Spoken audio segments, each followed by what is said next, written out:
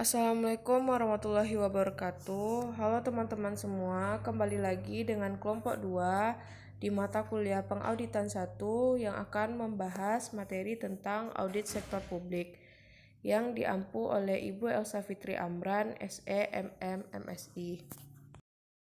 Baiklah, terlebih dahulu perkenalkan kami dari anggota kelompok 2. Yang pertama Atika Mengsariozu dengan NIM 1830403011 dan yang kedua adalah Ella Febrianti dengan NIM 1830403028 dan yang terakhir Mayang Anizar dengan NIM 1830403057. Baiklah, dalam materi audit sektor publik ini, di sini kita akan membahas 6 indikator. Yang pertama, pengertian audit sektor publik. Yang kedua, audit sektor publik versus audit privat. Yang ketiga, karakteristik audit sektor publik. Yang keempat, tujuan audit sektor publik. Yang kelima, jenis audit sektor publik. Dan yang terakhir adalah standar audit sektor publik. Baiklah teman-teman, mari kita dengarkan pembahasan dalam tiap-tiap indikatornya. Saya akan menjelaskan poin yang pertama, yaitu pengertian audit sektor publik. Audit sektor publik adalah kegiatan yang ditunjukkan terhadap entitas yang menyediakan pelayanan dan penyediaan barang yang pembiayaannya berasal dari penerimaan pajak dan penerimaan negara lainnya, dengan tujuan untuk membandingkan antara kondisi yang ditemukan dan kriteria yang ditetapkan. Audit sektor publik di Indonesia dikenal sebagai audit keuangan negara yang diatur dalam Undang-Undang Nomor 15 Tahun 2004 tentang pemeriksaan, pengelolaan dan tanggung jawab keuangan negara. Yang B yaitu audit sektor publik versus audit privat. Yang pertama itu dalam bidang pelaksanaannya. Dalam bidang pelaksanaan audit sektor publik ini yaitu Lembaga Audit Pemerintahan dan KAP yang ditunjuk oleh Lembaga Audit Pemerintah atau BPK. Sedangkan di audit sektor privat yaitu Kantor Akuntan Publik atau KAP saja. Objeknya yaitu objek dari audit sektor publik adalah entitas, program, kegiatan dan fungsi yang berkaitan dengan pelaksanaan, pengelolaan dan tanggung jawab keuangan negara atau sesuai dengan peraturan undang-undang. Sedangkan pada audit sektor privat yaitu perusahaan atau entitas swasta. Yang ketiga yaitu standar.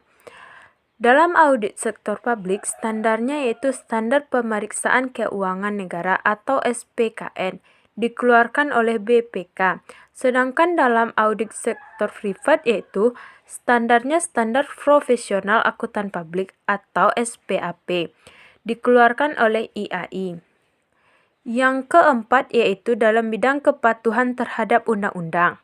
Di audit sektor publik, kepatuhan terhadap undang-undangnya yaitu merupakan faktor dominan karena kegiatan di sektor publik sangat dipengaruhi oleh peraturan dan undang-undang. Sedangkan di audit sektor privat yaitu tidak terlalu dominan dalam audit.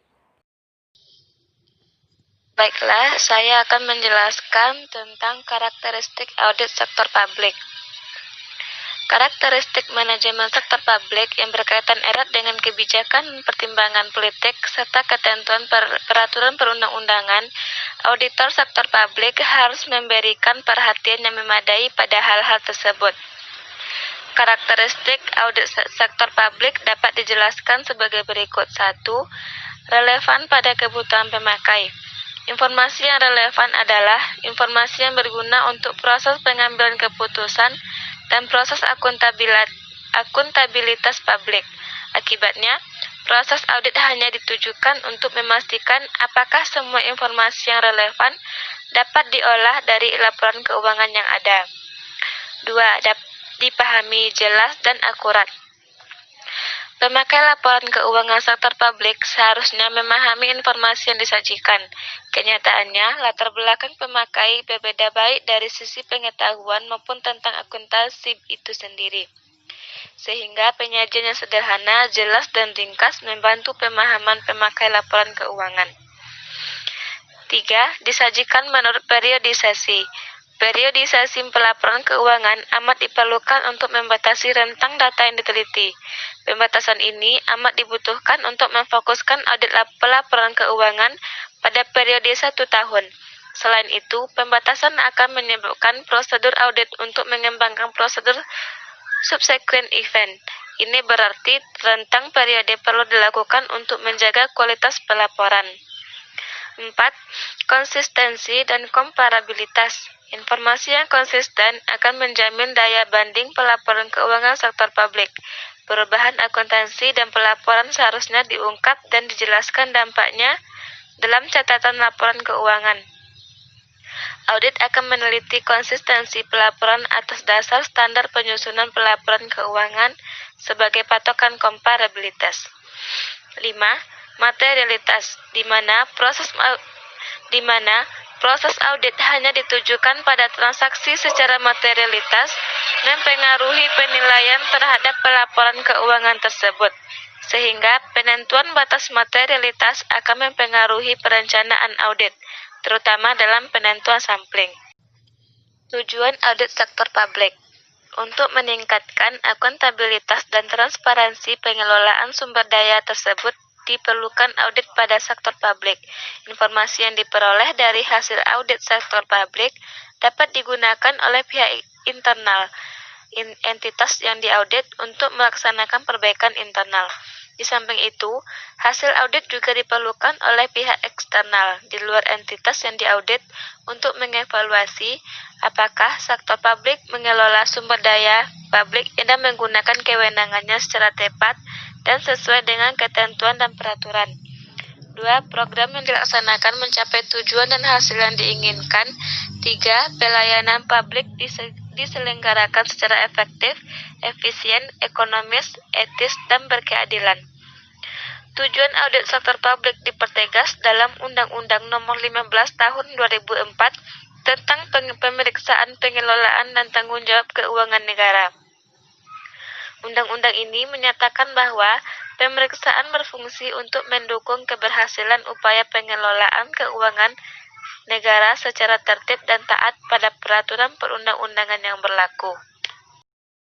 Baiklah, selanjutnya indikator jenis audit sektor publik. Ada 3 jenis audit dalam audit sektor publik menurut Undang-Undang Nomor 15 Tahun 2004 dan SPKN. Yang pertama yaitu audit keuangan atau financial audit. Audit keuangan adalah audit yang menjamin bahwa sistem akuntansi dan pengendalian keuangan berjalan secara efisien dan tepat serta transaksi keuangan diotorisasi serta dicatat secara benar. Yang kedua yaitu audit kepatuhan yang merupakan audit yang memverifikasi atau memeriksa bahwa pengeluaran-pengeluaran untuk pelayanan masyarakat telah disetujui dan telah sesuai dengan undang-undang peraturan. Yang ketiga yaitu audit kinerja atau performance audit. Audit kinerja merupakan perluasan dari audit keuangan dalam hal tujuan dan prosedurnya. Audit kinerja memfokuskan pemeriksaan pada tindakan-tindakan dan kejadian-kejadian ekonomi yang menggambarkan kinerja entitas atau fungsi yang diaudit. Indikator selanjutnya yaitu standar audit sektor publik. Standar audit publik yang dikenal di Indonesia adalah standar pemeriksaan keuangan negara. Standar keuangan negara merupakan sebuah standar pemeriksaan yang mencakup persyaratan profesional pemeriksa, mutu pelaksanaan pemeriksaan, dan persyaratan laporan pemeriksaan yang profesional. Standar pemeriksaan keuangan negara terdiri dari yang pertama standar umum, yang kedua standar pemeriksaan keuangan, yang ketiga standar pemeriksaan kinerja, yang keempat standar pelaporan pemeriksaan kinerja, dan yang terakhir adalah standar pemeriksaan untuk tujuan tertentu. Standar audit sektor publik memiliki fungsi yakninya sebagai pengendali secara preventif terhadap kecurangan, ketidakjujuran, dan kelalaian, menjaga kerahasiaan informasi atau data yang diperoleh, melakukan pengendalian mutu dan bersikap profesional, serta mendorong akuntan publik menggunakan kemahiran jabatannya atau do professional care. Audit sektor publik di Indonesia mencakup standar yang digunakan pada saat dikeluarkan oleh BPK 1995 sendiri, terdiri atas yang pertama yaitu standar umum yang meliputi staf yang ditugaskan untuk melaksanakan audit, para audit harus independen, wajib menggunakan kemahiran atas profesinya, setiap pelaksanaan audit harus ada sistem yang memadai dan dapat direview oleh pihak lain secara kompeten. Yang kedua, standar pekerjaan lapangan audit kinerja meliputi perencanaan, supervisi, kepatuhan terhadap perundang-undangan, dan pengendalian manajemen. Yang ketiga, standar pelaporan audit kinerja meliputi pertama, bentuk laporan harus tertulis dan mengkomunikasikan hasilnya dari setiap audit. Yang kedua, ketetapan waktu. Yang ketiga, isi laporan harus lengkap. Yang keempat, penyajian laporan. Dan yang terakhir adalah distribusi laporan. Baiklah, terima kasih atas perhatiannya. Kami dari kelompok 2 mengucapkan terima kasih dan semoga materi yang kami paparkan tadi dapat bermanfaat bagi kita semua. Wassalamualaikum warahmatullahi wabarakatuh.